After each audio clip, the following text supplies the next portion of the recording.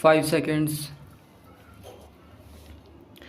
Mr. President, when I received your invitation to inaugurate the 39th annual session of the Federation of Indian Chambers of Commerce and Industry, I was somewhat hesitant in accepting it.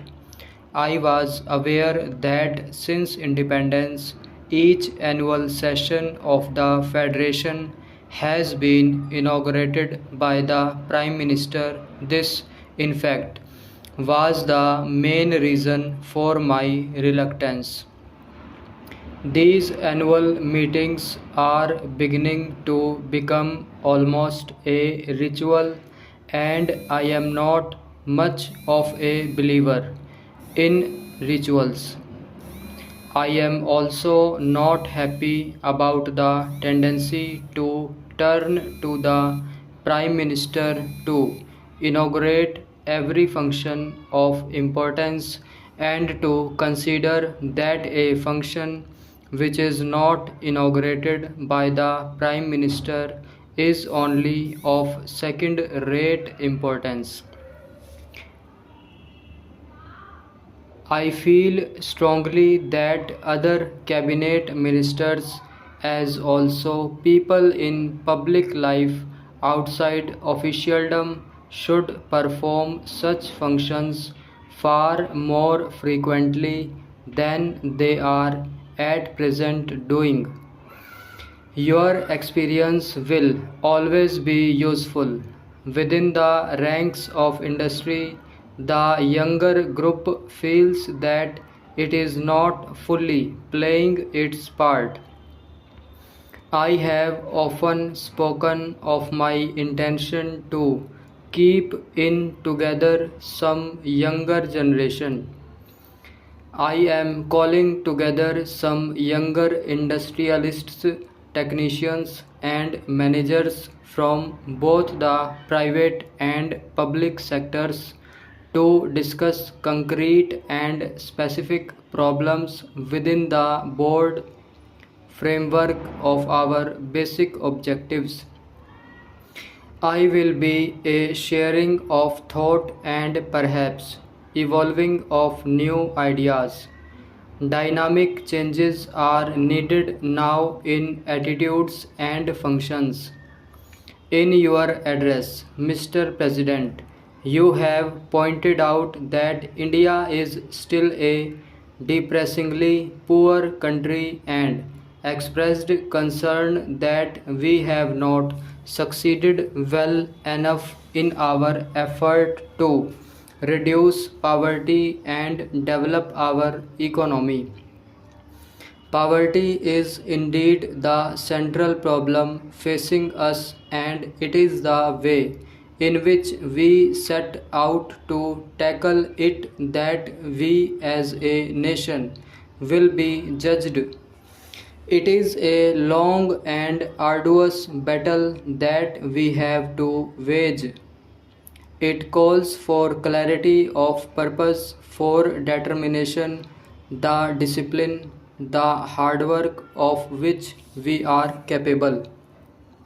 Slowly and steadily, we shall be building a new and progressive nation in which even the poorest in our country will be able to enjoy a minimum level of living.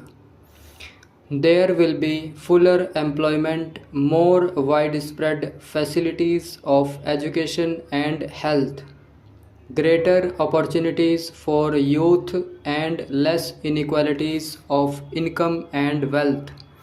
After you had shown so clear a recognition of challenge of our situation, I was little disappointed, Mr. President, to hear you suggest that we would be well advised to have a smaller eighth plan. After a detailed analysis of all the relevant considerations and a recognition of the limits of the possibilities open to us, one may come to any conclusion about the size. but to suggest and propagate that a smaller plan is desirable for its own sake, and that it may even help in our fight against poverty, is not convincing. There is no question in my mind that we have to mobilize our resources to the limit of our capacity and use these human and material resources in a coordinated and efficient manner. If we shirk the responsibility and seek to cover it by phrases, we shall be merely paying lip service to the cause of the common man. It is not with caution and circumspection that we can win the war against poverty, but by our capacity to take risks and to accept burdens and responsibilities. This does not mean that we should not take the greatest possible care in the husbanding of our resources. I am anxious to seek advice on the methods by which we could achieve a higher rate of growth in our economy and ensure better performance in every sector of our activity with lower investment or input of resources in general. I do not deny that our performance in the recent past has fallen short of our expectations. We could have done better in many directions. However, let us not belittle our achievements. There is much in our record of the last three plans of which we can legitimately be proud. Let us not forget that the current level of industrial production is nearly twice of what it was in 1955, and we produce a large range of commodities which we did not produce before. The output of food grains increased by 70% between 1990-91 and 1994-95.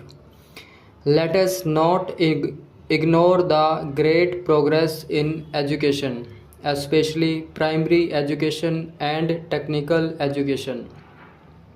New skills have been developed. Science and technology are making their presence felt in distant villages. Much of the frustration which exists in the Indian economy today and which you have voiced flows from the fact that the performance of the third plan has fallen short of our hopes. Let us by all means learn from our mistakes and attempt to correct them to best of our abilities and resources. Stop.